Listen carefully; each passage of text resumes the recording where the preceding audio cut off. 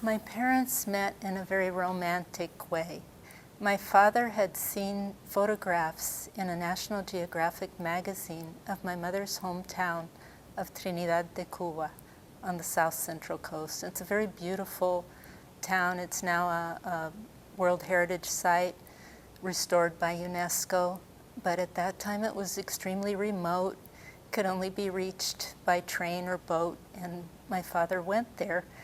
And we always look at National Geographic pictures and think, oh, I'd like to go there, but he actually did it.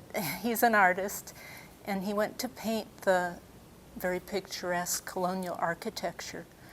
And he met her on his first day there. It was Valentine's Day, and they met in a colonial palace that was being used as an art school at the time, but is now known as the Museo Romantico, the Romantic Art Era Museum, not named after my parents, but I secretly believe that it should have been. They did not speak the same language. My father only spoke English. He's from Los Angeles. My mother only spoke Spanish.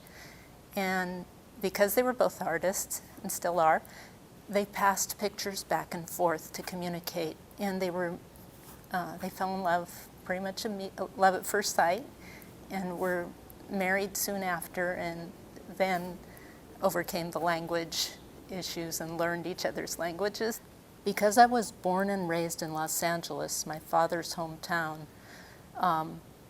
they spoke English in the home. My mother did speak Spanish to me, and she sang a lot in Spanish and told stories and things like that, so I did learn both, but I'd have to still say that English is my first language because I grew up in the United States.